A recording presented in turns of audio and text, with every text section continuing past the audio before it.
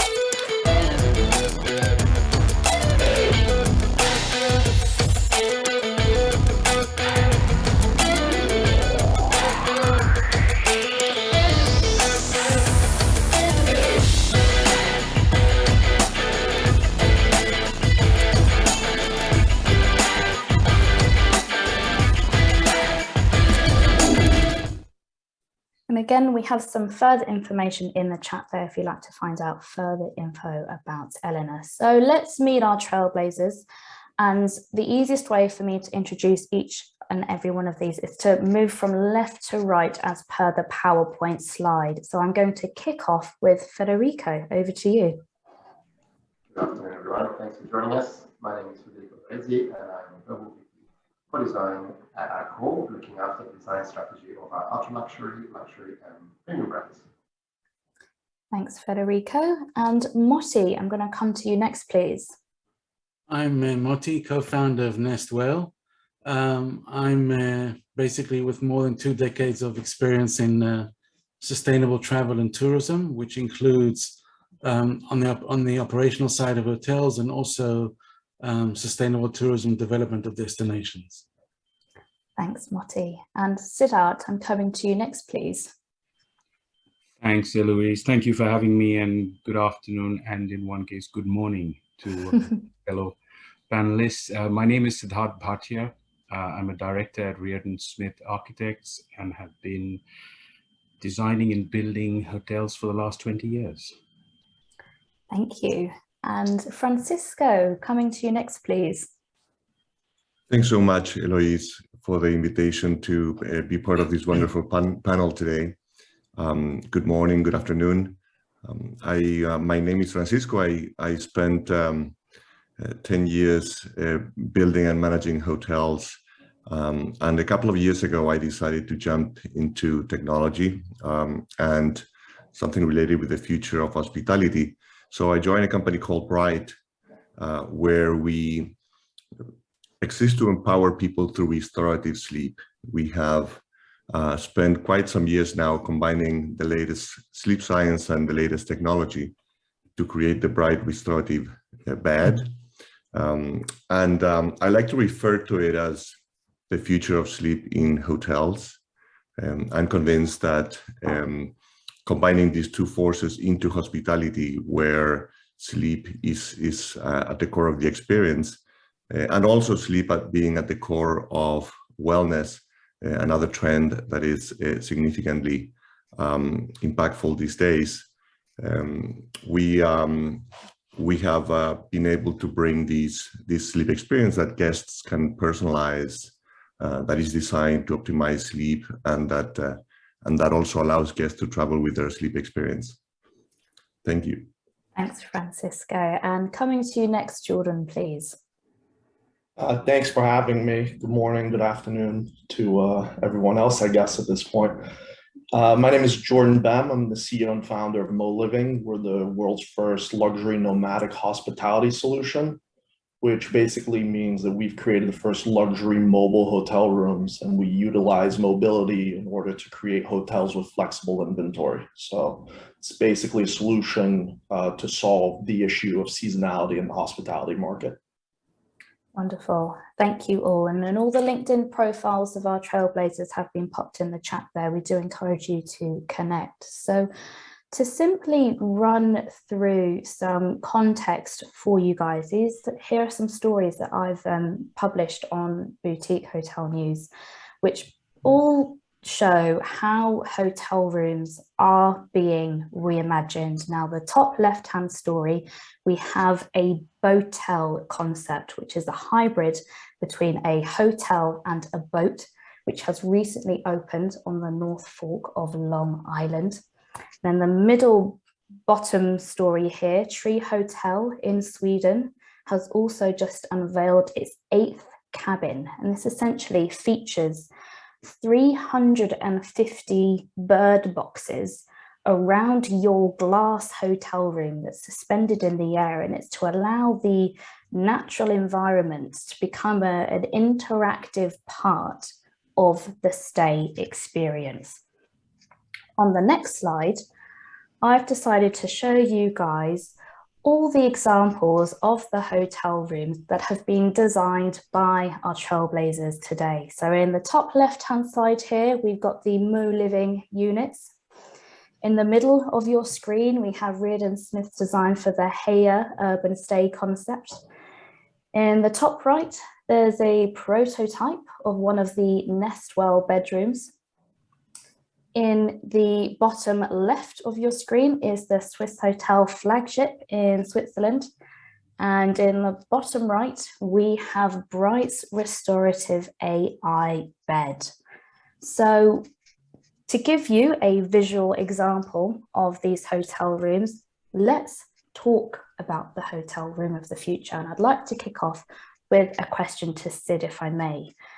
How do you think that guest expectations and behaviour has changed? And what do you think guests of the future are now going to be looking for in the hotel room? Well, Eloise, that's what it's all about, isn't it? They're the guest, the consumer, the person we're all trying to pander to and make sure they have a memorable experience. There has been a marked change over the last 15, 20 years. I'm putting aside recent events like the pandemic. We're just sort of recovering from that, and who knows what effect that's going to have in the long term. But certainly, as a shift, you have to look at the people who are using these rooms, and the biggest thing that jumps out to me is the age group, and the time in which the people of that age group have existed. So when I say age group, I mean the traveler of today is much younger than it was 2 decades ago. The high net worth individuals are on average a lot younger. Even if we don't talk about high net worth, if we talk about the ability of people, the want of people to go and seek new experiences, to travel the world, to see things around them, that is happening in a much younger and younger age group. And this younger age group, it's very important I have to keep reminding myself, to me, the internet and all the things that the internet brought, the connectivity, the sort of quick information at your fingertips, happened sometime towards the end of my architectural degree. So I was well and truly through college and getting to the point where I'd be starting to work when all of this started happening. But a lot of these people today, they've lived with the internet. They've known the internet. I have kids who've known smartphones, and they can't imagine a world without smartphones. And they go about collecting not things. They don't go about collecting, watches and cars and actual material things like that. They go about collecting experiences. They go about collecting unique experiences. And this change in the profile of our guest, I think, is where all of the design direction is coming. I mean, I just saw your 2 sponsors at the start. What is that about? That's really not about anything that you can buy in terms of a physical object. It's about using the internet. It's about using information. It's about customizing the guest experience. And it's about making that individual's stay whatever it is that person wants it to be.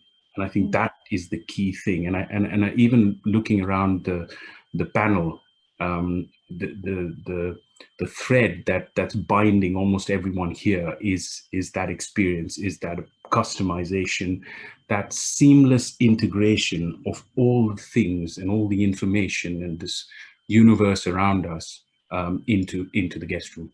So I think that is the main shift. And to be honest, I don't have a crystal ball. I don't know where it's going to take us. But it's very, very exciting. I think I mentioned to you, Eloise, that the last big thing that happened in guest rooms was a long time ago with the toilet and bathroom block being brought inside the room. Way back when you had the hostel style where there was a toilet block at the end.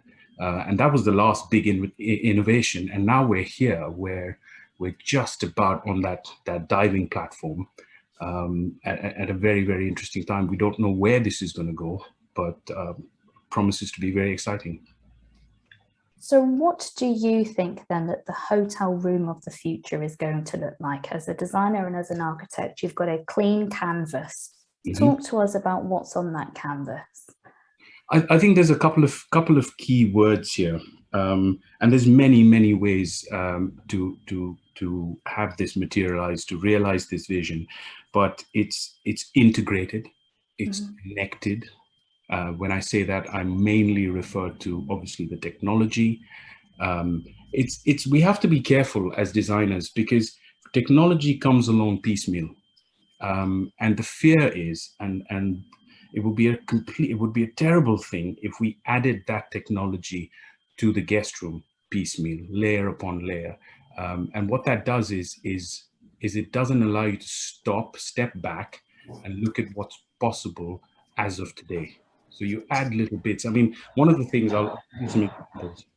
One of the things that really annoys me is there's connectivity, there's voice recognition, there's all this information at your fingertips. And I normally spend the first 15 minutes in my hotel guest room trying to get onto the Wi-Fi, which is terrible, which is ridiculous. I can order a pizza halfway across the world, but I can't get onto the Wi-Fi in my guest room. So it's simple things like that. So it's integration, very, very important. And it's flexibility. I think those are the two things I would like to put forward here. It's got to be flexible. Fussy doesn't work anymore. This vision of here's the guest room, here's luxury, this is luxury, here you go, it's all done, it's all dusted, and you walk into luxury. No, that doesn't work anymore. That worked 20 years ago, where it was so aspirational. It wasn't individual. It was, you walked in, and I'll use the example of one of the most fabulous hotels in London, the Savoy.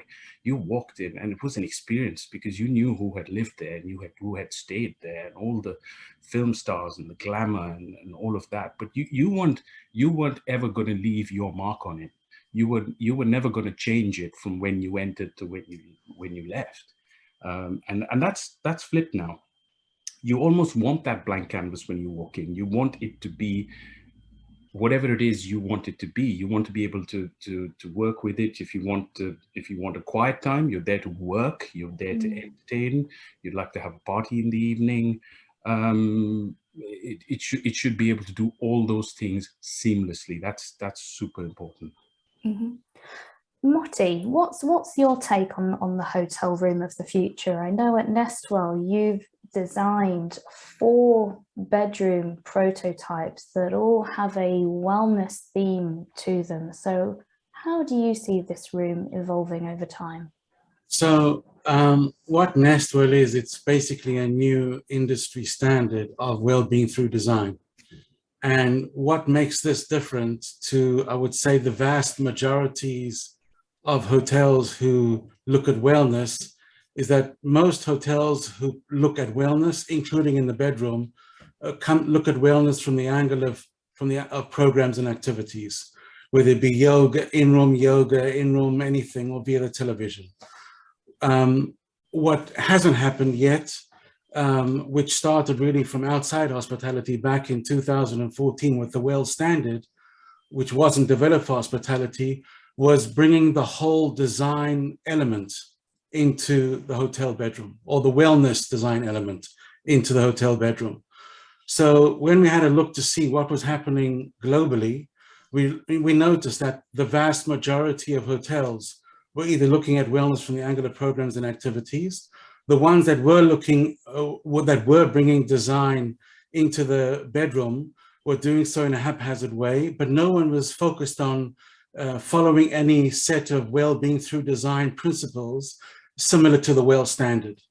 So we basically looked to see what was happening out there and realized there are 3 well-being through design standards or principles which stood out for us.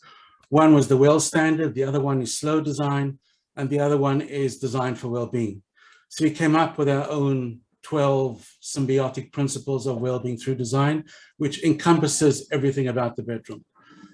The other significant difference is a lot of hotels look at wellness more from a human-centric angle. We picked up from wellness going back from looking at the definition of wellness being state of mind, then coming at state of mind of who. So people, planet, productivity, and profit. So for us, wellness is the new sustainability, is the new green. It's not wellness and sustainability, it's wellness equals sustainability, and sustainability equals wellness. Because when we talk about wellness, we talk about people, wellness of the planet, wellness of people, and wellness, I guess, of profit, the balance sheet. Then we had a look to see kind of in terms of experiences, what was being offered in what hotels were offering in terms of the hotel bedroom, and you realize that a lot of what's being offered is more on the gimmicky side and not so much from depth and substance. So, for example, what we came up with when we talk about circadian lighting, a lot of hotels look at just changing the color of the light bulb or putting an alarm clock which wakes you up in the morning with a different colored lights and music and all the rest of it. So we came up with actually, and we haven't yet seen something like this globally, a circadian lighting system, where the lighting changes color automatically as per the time of the day. The same thing with the sleep enhancing program, the same thing with indoor air quality. And this is a topic which is not addressed in hospitality, is indoor air quality. And oftentimes we have conversations with hotel engineers and they talk about, yeah, we have fresh air coming through, being circulated through the rooms. And we say, well, fresh air doesn't mean that it's clean air. So what we have in a Nestwell bedroom is both air filtration units, which measure indoor air quality. Then we have, I guess, the other three different types of experiential features, and then also came up with, when we had a look to see what types of hotel rooms are being offered globally, or wellness hotel rooms, we narrowed it down to 4 different types. One of them being an unplugged, the other one being a movement, the other one being spa themed, the other one being tranquility. And another example of the experiential luxury is Blue Mind, which is water. So the thing we did after that was try to connect with like-minded suppliers who we thought meet the criteria of not just being well-being enhancing, but also about being, you want to call it sustainable. So for example, our partner on the bathroom side is Dornbracht, who are known as part of their DNA for being a well-being enhancing water features. So then we looked at materiality and also coming up with a healthy minibar initiative. We're having organic snacks with ingredients from, let's say, ingredients which are based on forgotten foods. The idea is to reintroduce them.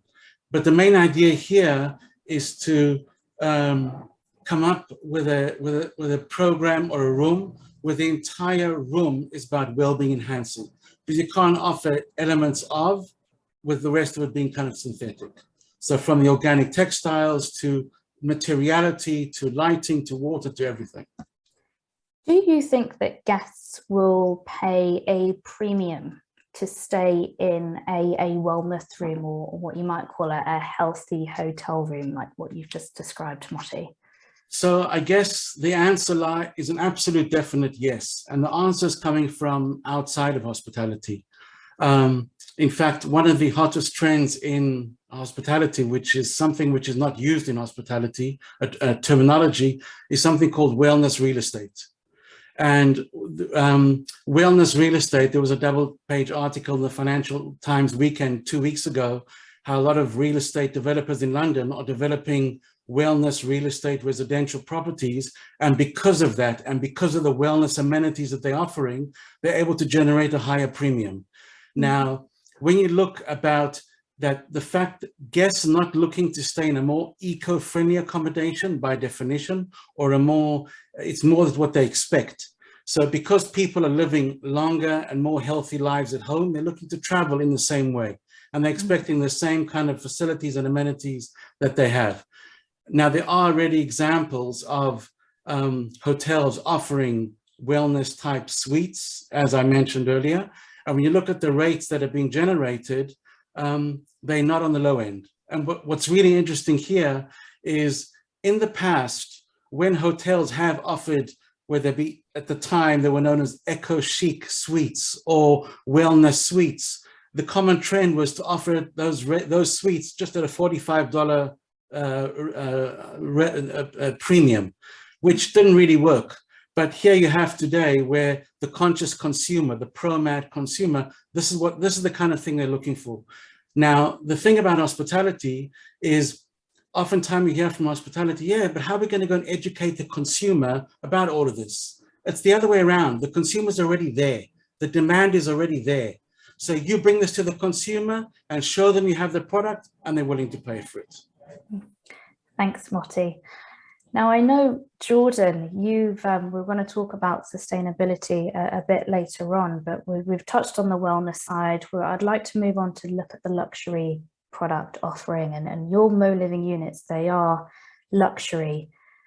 But we talked about in our pre-call designing within a specific space. So do you believe that luxury hotel rooms can exist in compact spaces? And what does that mean for space optimization? Well, absolutely. I mean, I think if we back up to what Sid or Sidharth basically said, is that the guests now are seeking unique stays and unique experiences. Our role, or at least my specific role as a developer, is to develop the means to provide our customers or guests that specific experience. What we've done with Moliving is we've actually created a hotel room in a very specific set of rules. So the rules that we have, so we're under the RVIA code, and we're technically built as a park model, which is a 400 square foot room on the inside. Yes, we do have 2 decks, which does expand our room, 650 square feet roughly, but it's not a huge room by any means. But that's not what the customer is really seeking today. The customer is seeking, true experience, and it's actually being immersed into whatever experience they're seeking. What we're providing is immersion into nature. So, the client or the guest of today is truly seeking being out in nature, going for hikes, going for a swim in a pond, going for, skiing or anything that's outdoors, because they've been cooped up basically for the last 2 years. So what we've done in a very specific sizing, something that's almost 12 feet wide and 45 feet long, we've created something that as you come in, you feel like you're outside. When we created this product or this suite, we created something that was specifically, meant for customers of my circle, my friends, and so on originally, and quickly realized it's something that's very in demand, in the sense that I love being in nature, but I don't want to be staying in a tent. I don't want to be going to use the restroom, in the forest. I don't want to be using a restroom. I think Sid is also the person that mentioned this, hostel style, where it's at the end of the hall. I want to be able to have these 5-star amenities inside my personal experience. So what we created is basically a hybrid between the sustainable luxury space. So when you're talking about that, you're talking about your old school Four Seasons, Six Senses, Amans of the world, all fantastic brands, but traditional brands, they're extremely old school. And on the other side, your mobility side, so your auto camps, your tenters, your casitas, getaways, and so on, that are all actually fantastic companies as well, but they're reutilizing products that currently exist, whether it's an Airstream, whether it's tents, whether it's whatever it is. What we did is we created a room and a suite basically that is tailor-made for the hospitality space itself, that provides you the experience when you walk in to have a true feeling of a 5-star hotel while being immersed into nature itself. And it's not even just about immersion. I'm pretty sure it's Sid also that did mention this. As you come in, the Wi-Fi and so on, we have all the creature comforts that you would have in a 5-star hotel. But the thing is that these are actually hidden. The idea, I think what people are truly seeking today is a restorative experience, something that's true and honest, something that's outside, something that's just different, basically, than being stuck in the city. And I think that COVID has actually drastically changed what the traditional consumer and the traditional guest is seeking. So on that point then Jordan, as we all look to respond to these changing needs and demands and what customers are now seeking, what knock-on effect does this have on the creation role? So on a brand's role as host of that space, but also when you actually design it and create it and develop it? Well, the brand has to do with everything today. With Instagram and technology today and visibility, brand is extremely important. What we're creating at Moliving is we're creating a truly unique brand. We're actually opening our first hotel in September. We're planning on opening multiple in 2023 and already have some opening also in 2024. And the idea is providing a true unique experience, but also providing a uniform experience throughout, the US for the moment. What the idea of the brand, and we'll get more into the sustainability standpoint, further down the line, is having flexible inventory. So picture this, for example, the beach is fantastic in the summertime, but in the wintertime, there may be less demand and there may be what's called excess inventory, which is very expensive to be able to maintain and keep running and so on. So what we do is we take this flexible inventory and actually move it to an opposing hotel, which would be an opposing Moliving hotel, where the demand actually is. So the idea is that as customer or guest number one, for example, or John Smith stays at one of our properties, whether he is at the summer location or the winter location, he has the ability to stay in his room.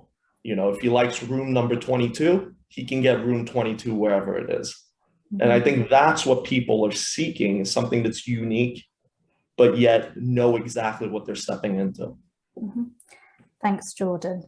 And speaking of brands, I would like to hear from a brand perspective. So this is my cue to bring Federico into the conversation here. I mean, what are your thoughts on the discussion? And I'm particularly interested to hear, Jordan just mentioned brand is everything right at the moment. And we've seen how brand standards have maybe been tested or maybe rethought during the last 2 years. So how far can you actually push the boundaries of design when you are working within certain brand standards? So your thoughts, please. I think the interesting thing about the conversation thus far is you could have just been speaking to me and I would have told you exactly the same things that everybody else has been saying in the same sequence, because that's exactly what we've been looking at since 2016 in our brand. So our brand has to be immersive, it has to be flexible, it has to be about experiences, and it has to be about the environment. But the underlying factor to our brand design philosophy has been well-being. We have well-being throughout, and it's interpreted differently per brand. So coming a bit more closer to your question, each brand interprets those factors that we discussed thus far in a different way. And I manage about 12 brands, the design strategy of 12 brands. And we've seen with Swiss Hotel, we made a good example with the photographs we showed before. We invested in what we call vitality. And vitality essentially is an attitude that the brand has towards well-being. And it goes from certain elements of food and beverage to the way we have a vitality category of rooms, but we do have air purification where needed, places where air isn't great. But we do have elements of meditative spaces. We have interactive spaces we can do with our vitality wall. We have circadian lighting that's been built in to do exactly that, reset your biorhythms, your body clock if you're coming in from a different time zone, wake you up at the right time, or wake you up in the right way. We've then put that through the whole hotel. So we've got vitality in the way that we do meetings and events. So we have places to break out, take your shoes off, stimulate the senses. We have fresh air in the meeting rooms. So that kind of started the conversation about one brand's attitude to the topics that we've discussed. And because we made a very strong decision to ensure that we had well-being in all our brands, each brand is then interpreting well-being in different ways. So if we look at, for example, Raffles, we've had a program since 3 years, which is called Design for Harmony. Design for Harmony has actually grown out of the thing that Raffles has set out to do, which is called emotional well-being. One of the pillars of the brand is to really give our guests emotional well-being. And what does that actually mean? It means to feel safe, to feel comfortable, to have your senses engaged at the right level, at the right time throughout the day. So we worked with some experts and we developed a whole design guideline. What I do for every one of our brands is to develop design guidelines. It was based around the basic concept of feng shui, the basic concept of biophilia, and the basic concept of having natural materials and things that were good for the people, good for the environment, longer lasting, so qualitative. So an element of luxury. Ruffles is one of our top brands. And through that, we've developed a guide that actually talks about how senses, emotions, how materiality, how a person is affected by being in a certain space, guiding the guest journey. So each brand has a different guest journey. And now we've developed a next thing that's going to be launched this year for Ruffles. These are immersive guest room experiences and ambiences. So the room is actually soliciting you to enjoy it in a different way without the guest knowing about it, which is always underlined by well-being. And so we're having experiential moments through scent, through temperature, through sound, through sight, through movement. So, things happening in the room that allow you to have an elevated experience and take away with you memories and the objects and wanting to talk about this experience to other people, generating brand love, and then going to try out all the other hotels that we have around the world to see whether you have a thread that you can follow to see how they do that particular moment. And this attitude is now throughout our brands and it's throughout our all-inclusive resorts about having experiences that you can do with your family. We spent the past year and a half threading a children's guest journey with the adults guest journey, so trying to eliminate the way that you have kids fathers in a room where you lock them up, let the kids up and you can enjoy a holiday. That's not the point. I think there should be patterns where you interface and interact with the family through the holiday, but you can do your own thing. So we've got that. And how we've done all this, we've done it with the base that we cannot increase the investment value of each brand by providing this new design elements. So we've looked at using existing elements of what's in the room. The quality of the beds, for example, each brand has a new sleep experience. So we've worked with bed manufacturers to create a sleep experience that fits the budget of the development of the brand. Each brand has certain elements in the room, height adjustable tables, for example, in some of our brands, which are more work related. So you can work something up if you want to. We have daylight-like lamps over your working area. So again, you can focus better. So we've got all this and we developed it across all our brands, but we haven't increased the development profile. What's that? What that's given us is it's given our development team ability to talk about the benefits of having one or another brand. And one thing we also realized is not all brands appeal to all people. So it's fine, each brand can be quite distinctive, given that we have the benefit of owning quite a few brands, like 42 or 43 across the board on our scale. We can do that. And so that we can find the right owner, the right developer, we can operate it in the right way. And we have these kind of almost fan clubs of brand loyalists that prefer 1, 2, or 3 brands because they offer this kind of lifestyle. And it's really becoming more of a lifestyle thing.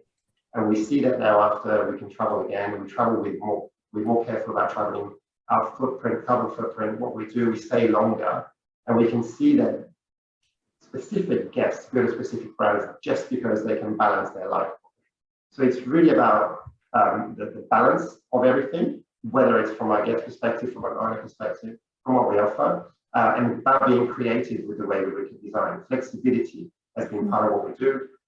The way we design our structure, we design the strategy for our brands is we look at 3, 5, 10-year intervals. So each brand has to do something new, but not neglect the network. So we have to look at how we can slowly evolve and then completely change in a 10-year period. And so we're looking at how we can affect this. So flexibility is coming massively into what we do because we're staying longer in our rooms, because we're staying, for different reasons. We may be bringing our family in the weekend. We may be extending our stay because we just love the city and want to explore. So we're trying to do that with what we're doing with brands, and it's really paying off. So we see that our development has increased a lot because of what we've done in this kind of period of 6-5 years that I've been around. It's been super interesting, and it completely aligns with everything else that everybody else is talking about. So it's kind of, I'm kind of heartened by this. So we're doing the right thing. We've been doing it for a while. I guess the next thing will be for us to learn how to explain it better to our guests, because it seems like we haven't quite reached where we wanted to go in terms of what we're doing with these brands from a well-being perspective and an experience perspective. So it's probably a bit more work for me to do more of these webinars and explain what we do. Thanks, Federico. And something which strikes me thus far is that we've all touched on the experiential side of the hotel room, but it all seems to be underpinned to some degree by technology. And Francisco, you are a former hotelier who has now moved into the technical side, I suppose, of the hotel bedroom. So, and I've asked this question before, in terms of where is the most innovation to be had with technology? Is it pre, during, or post stay? And there seems to be it's the during stay, which is believed that there's opportunity here to really be innovative. So on that note, Francisco, where are the opportunities to innovate and enhance the in-room hotel experience? Thank you for the question, Eloise. And I couldn't agree more with all the perspectives and the impressive work that this panel has been doing.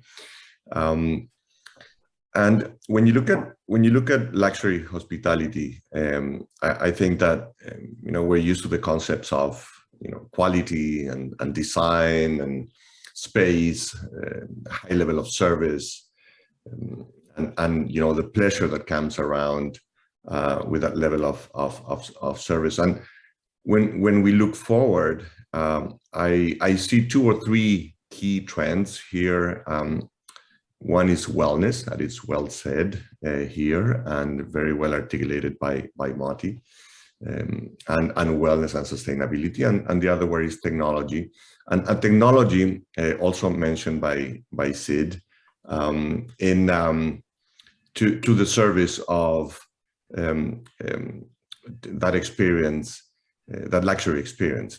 And I think that one of the things that technology can do very effectively is to add to the personalization element of the hotel experience.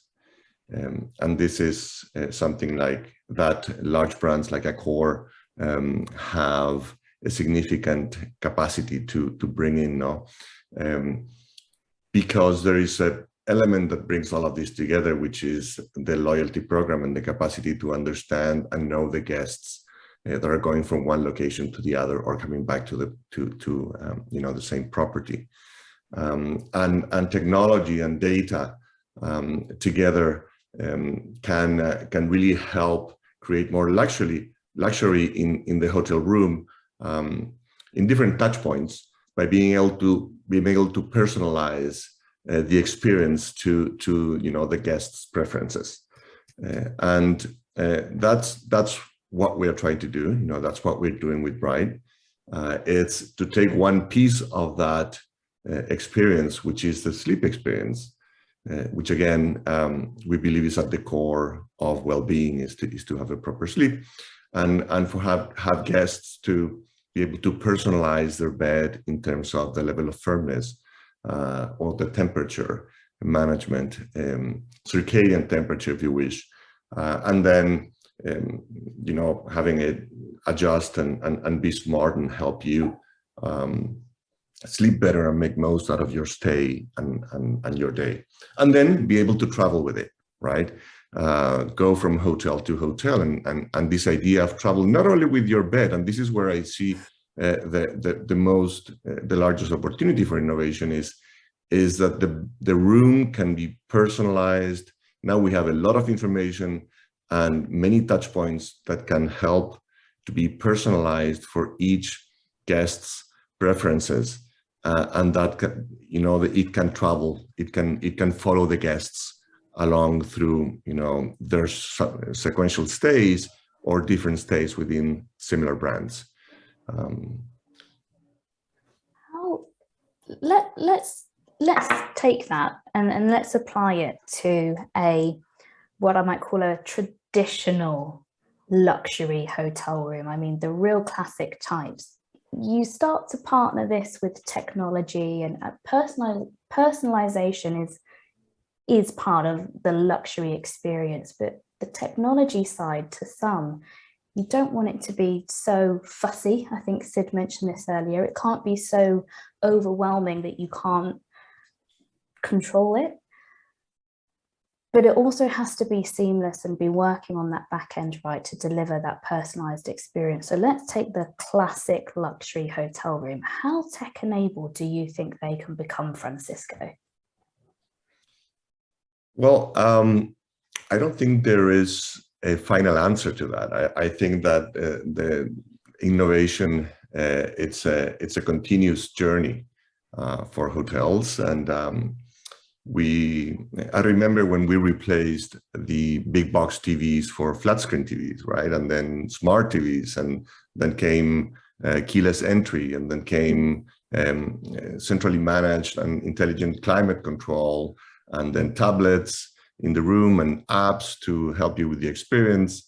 And there is also, you know, circadian lights that are in play today, automatic shades, and of course I have to mention the bed.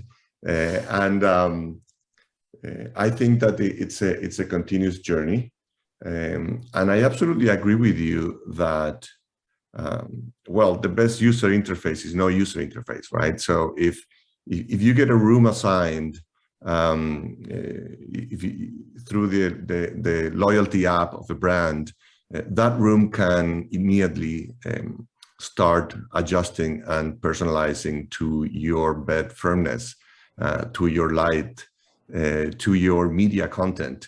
And this is why I'm insisting in this idea of personalization and loyalty, because you don't want to walk into a room and have to set up 15 different things, right? You want to open the door and have it ready for you and be waiting for you in ways much in higher levels of personalization and sophistication that we are seeing today. Mm-hmm. Hello, Louise. Can I jump in there very quickly? Mm-hmm. To answer your initial question, I'd like to add, to what extent can technology come in? I think it's all the way. It has to be all the way, as much as possible, in my opinion. But the key thing I'd like to mention here from a design perspective, and I'll use an example, you know, design is always cyclical. And I use the example of a television, radio, if you will, if anybody still listens to the radio. You know, there was a time when televisions first came in where people were so fascinated by this box with moving images that they came out with sort of plastic bodies so you could see all the bits inside, and some of the older radios had the actual transistors, these big bulby things, sitting outside of the body so you could see the workings of it. And this was seen in a number of guest rooms. Saw this. I mean, how many people remember the guest room switching lights and what have you panels that were sort of the size of an iPad with 15 to 20 different buttons on it, and that was the symbol of technology. Look how many buttons you have. You can open the curtains, you can close the curtains, you can ring the bell, do not disturb, switch on the lights, switch off. Oh, it was all of that stuff. But I think we moved on from there, and the best example of that is, I think, Steve Jobs hit the nail on the head. We moved to a time where technology was commonplace, and now people didn't want to see it there anymore. They didn't want phones with many buttons on them and all sorts of fancy lights and gizmos. They wanted a phone with one button on it, and that button would do absolutely everything. And guys, the iPhone's not been around for that long. It seems like a part of everyone's life now. It's really hit the scene a little over a decade and a bit ago, which is astounding. And I think that's what's happening to guest rooms now. The technology is there, but it's seamless. It's beautifully hidden away. You don't know it's there, except for when you need it, and magically it steps in and does its job. I think that's the real challenge. It's every one of my fellow panelists is just doing amazing things, and I think the challenge is to bring all of those things in together and talking to each other. You know, the Jordan's guest room speaks to Motti's wellness software brain, and that speaks to Francisco's bed and says, right, because of this situation, the temperature should be this, and your guest isn't getting enough sleep, so you know, bring the temperature down, he'll sleep better, etc. You know, it's about joining the dots. And Federico will be super happy then, because his guests will love the experience and come back again and again. So it's, to me, that's what integration of technology has to be.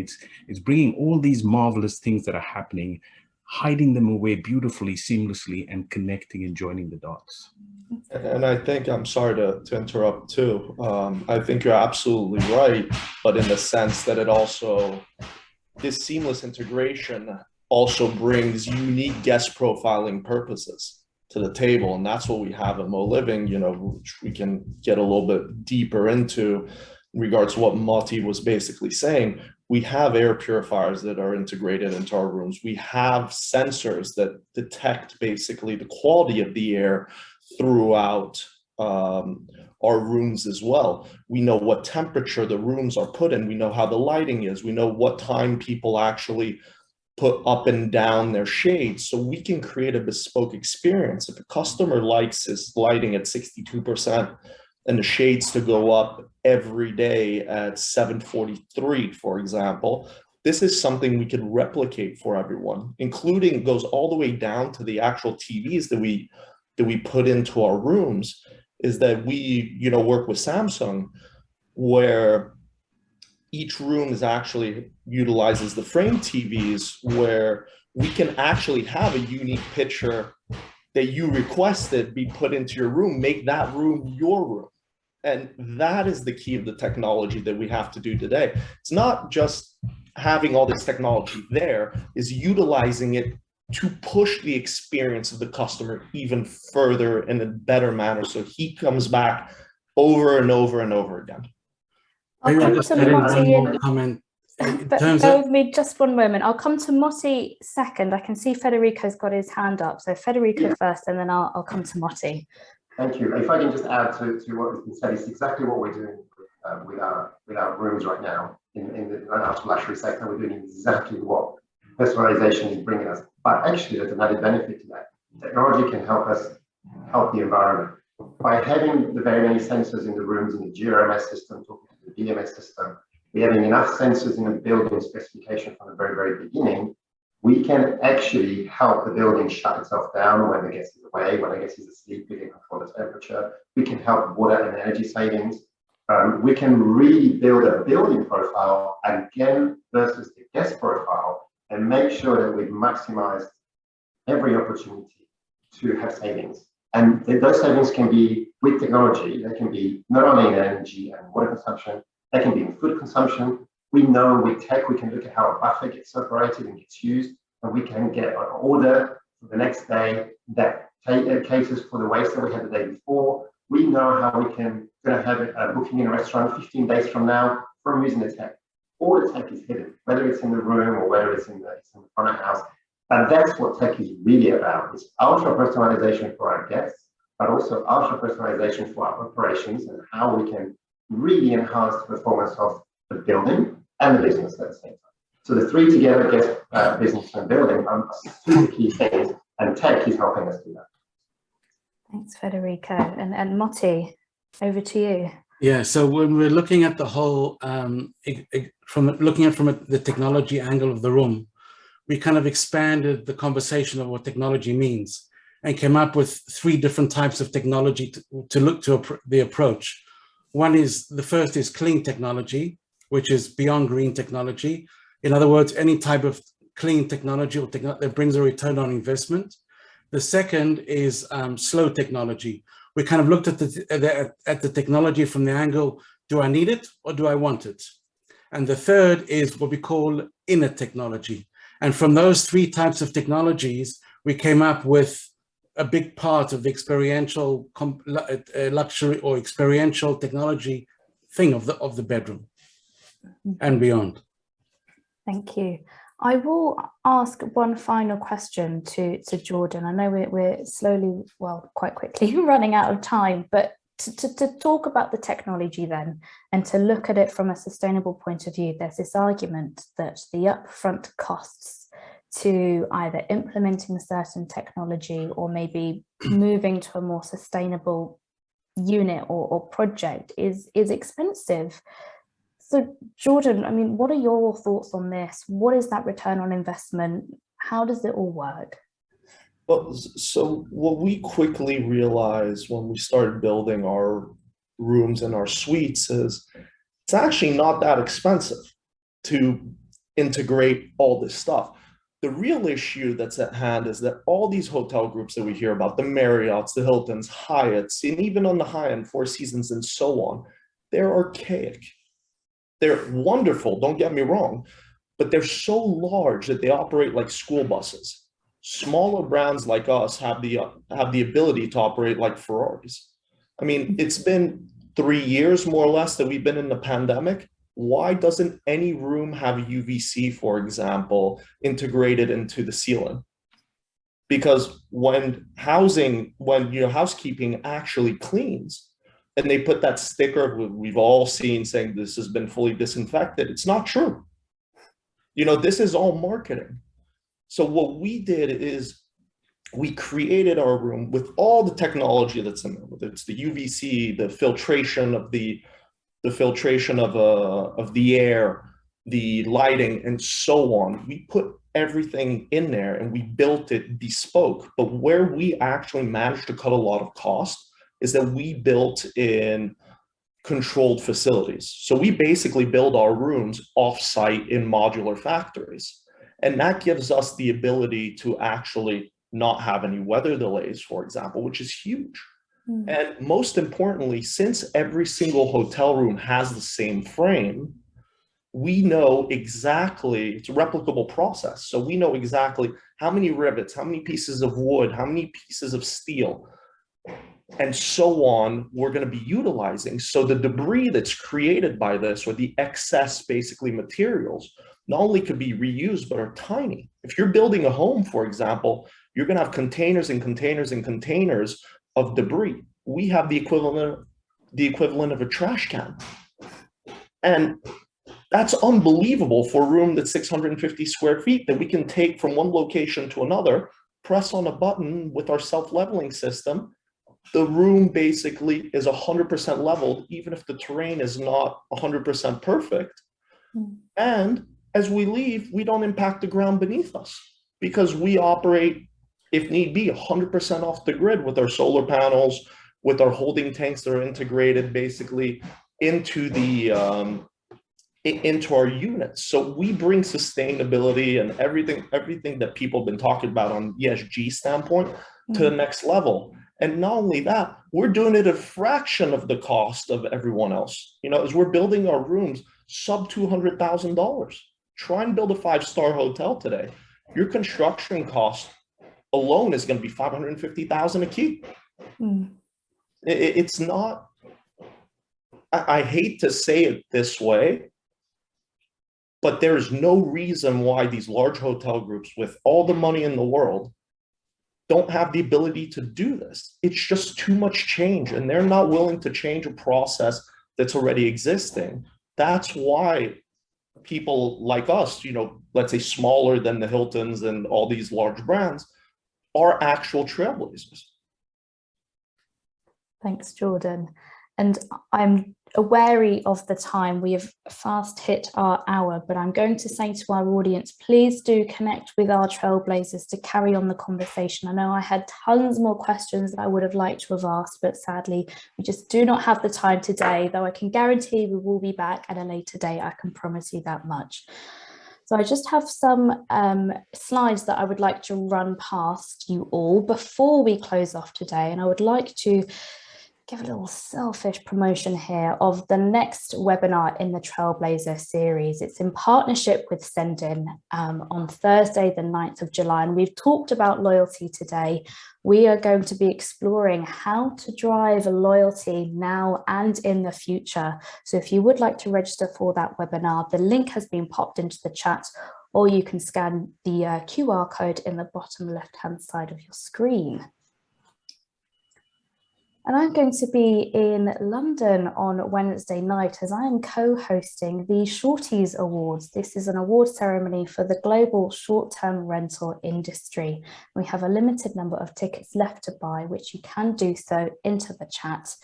And on the morning of the Shorties, my colleague Paul Stevens is holding a half-day event focused on the growth and investment into urban and holiday rentals. So tickets can also be bought for this event. All details are in the chat there for you.